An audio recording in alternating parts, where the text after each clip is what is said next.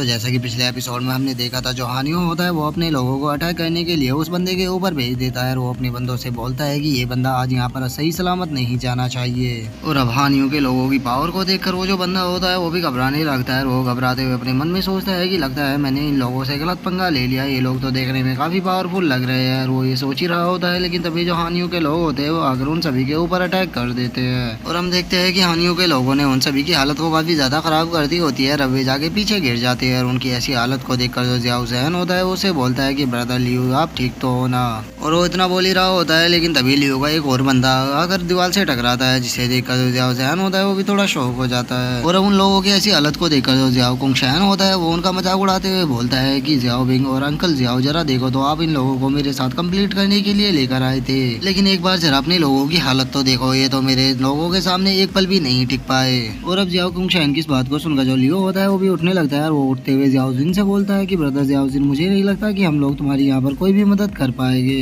क्योंकि ये जो हानियों है ये यहाँ पर अपने सभी एल्डरों को लेकर आया है और मुझे नहीं लगता कि मैं इसके एल्डरों का सामना कर पाऊंगा, क्योंकि इसके जो एल्डर है वो बहुत ही ज्यादा पावरफुल है। लेकिन मुझे लगता है कि मिस मिंग जिन लोगों को लेकर आई है वे काफी ज्यादा कैपेबल है और वे इन लोगों का सामना आसानी से कर सकते हैं, तो आप उन लोगों से क्यों नहीं बोलते कि वे जाकर इन लोगों का सामना करे। और इतना बोलकर जो लियो होता है वो अपने मन में सोचता है कि मैं इन लोगों को यहाँ पे इतनी आसानी से नहीं जाने देने वाला, इनके कारण ही मेरी ऐसी धुलाई हुई है, तो मैं इन लोगों की भी यहाँ से धुलाई करवा कर ही भेजूंगा। और लियो अपने मन में सब कुछ सोच ही रहा होता है, लेकिन तभी जो जाओ जिन होते हैं उससे बोलते हैं कि भूल जाओ, हम इन लोगों का सामना नहीं कर सकते, तो इसीलिए हम लोग यहाँ से जा रहे हैं। मैं उन लोगों को उनसे फाइट करने के लिए बिल्कुल भी नहीं बोलूंगा। और इतना बोलकर जियाओजिन वहाँ से जाने ही लगता है, लेकिन तभी जो लिनियो होता है वो जियाओजिन से बोलता है कि रुक जाओ, अगर ये हमारी स्किल को देखना ही चाहता है तो मेरे लोग इसे अपनी स्किल को जरूर दिखाएंगे, लेकिन मैं यहाँ पर कोई भी नॉर्मल फाइट को नहीं करने वाला। अगर तुम मेरे लोगों के साथ में फाइट करना चाहते हो तो यहाँ पर लाइफ एंड डेथ की फाइट होगी और जो भी हारेगा उसे वहीं पर ही मार दिया जाएगा। तो अब मैं जानना चाहता हूँ कि क्या नॉर्थर्न टॉम सेक्ट के लोगों के अंदर इतना दम है कि वे मेरे लोगों के साथ में फाइट कर सके। तब लिनियो की इस बात को सुनकर जो जियाओ जिन और जो लियो होता है वे दोनों बहुत ही ज्यादा शौक हो जाते हैं और उन्हें यकीन ही नहीं होता कि लिनियो ने अभी क्या बोला।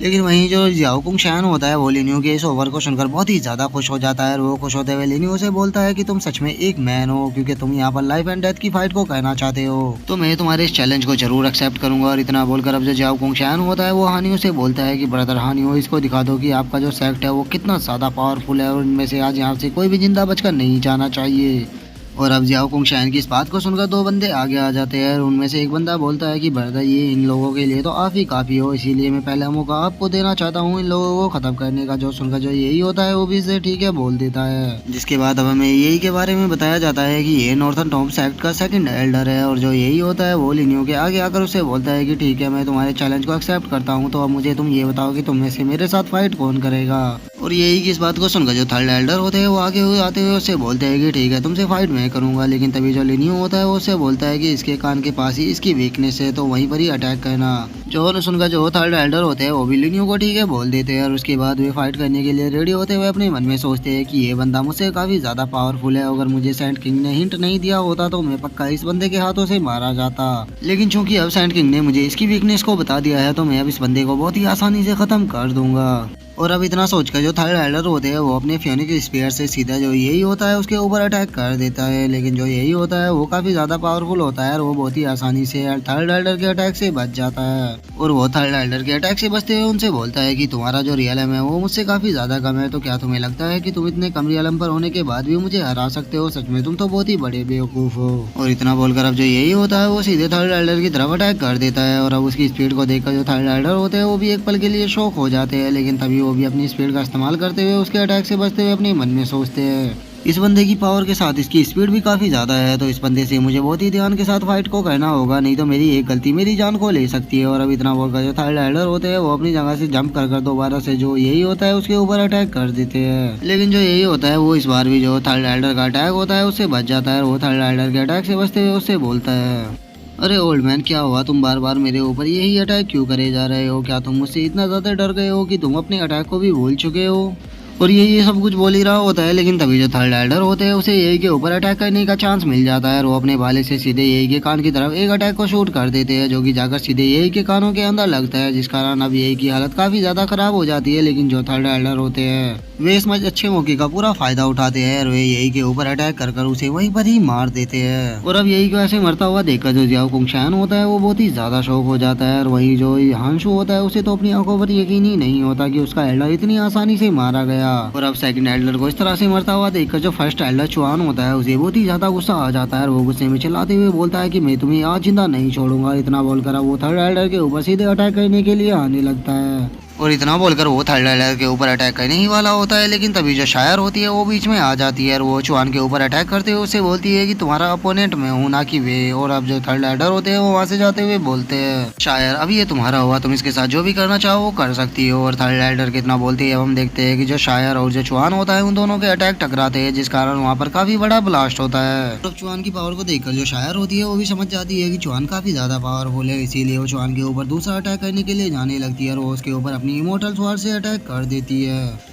जो देखकर अब जो चुआन होता है वो उसके अटैक को रोकने लगता है और वो उसके अटैक को रोकते हुए चिल्लाते हुए बोलता है कि ये लड़की अभी काफी ज्यादा यंग है, लेकिन उसके बाद भी ये अपनी स्वॉर्ड पाथ के सेकंड एलम पर पहुंच गई है। सच में ये लड़की तो काफी ज्यादा टैलेंटेड है, लेकिन आज इस लड़की की किस्मत बहुत ही ज्यादा बुरी है जो कि ये मेरे साथ फाइट को कर रही है, क्योंकि अभी चूंकि ये मेरी एनिमी बन चुकी है तो मैं इसे आज यहाँ से जिंदा तो नहीं जाने देने वाला। और इतना बोलकर अब जो चुआन होता है वो अपने बहुत ही पावरफुल अटैक को बनाने लगता है और चुआन अपने अटैक को रेडी कर ही रहा होता है, लेकिन तभी उसका एक बंदा चिल्लाते हुए उसे बोलता है कि बेवकूफ अपने पीछे देखो। और उस बंदे की तरह बोलते ही हम देखते हैं कि जो शायर होती है वो अपनी किलर छोड़ के अटैक को रेडी कर लेती है और उस अटैक को रेडी करने के बाद वो सीधे चुआन के तरफ अटैक को कर देती है। और अब हम देखते हैं कि शायर का जो अटैक होता है वो सीधे जाकर चुआन को लगता है, जिस कारण अब चुआन की हालत काफी ज्यादा खराब हो जाती है और वो वहीं जमीन पर गिरकर मर जाता है। और अब चुआन को इस तरह से मरता हुआ देखकर जो नॉर्थन टॉम सेक्ट का वॉइस लीडर होता है उसे बहुत ही ज्यादा गुस्सा आने लगता है और वो गुस्से में चिल्लाते हुए शायर से बोलता है कि बास्टर्ड मैं तुम्हें आज जिंदा नहीं छोड़ूंगा। और इतना बोलकर अब जो वॉइस लीडर होता है वो सीधे शायर की तरफ एक फिस्ट अटैक को कर देता है, जो कि देखने में काफी ज्यादा पावरफुल लग रहा होता है और इससे पहले कि शायर कुछ कर पाती हम देखते हैं कि जो सेवंथ एल्डर होते हैं वो शायर के सामने आ जाते हैं और वो अगर शायर के सामने बोलते हैं कि शायर तुम अब आराम करो, इसे मैं देखता हूँ। जो सुनकर जो शायर होती है वो भी उसे ठीक है बोलकर वहाँ से निकल जाती है और जो सेवंथ एल्डर होते हैं वो अपने अटैक को रेडी करने लगते हैं। हम देखते हैं कि वो जो फिस्ट अटैक होता है वो सीधे सेवंथ एल्डर की तरफ ही जा रहा होता है, लेकिन तभी जो सेवंथ एल्डर होते हैं वो अपनी बहुत ही पावरफुल स्लैश को उस फिस्ट अटैक की तरफ कर देते हैं।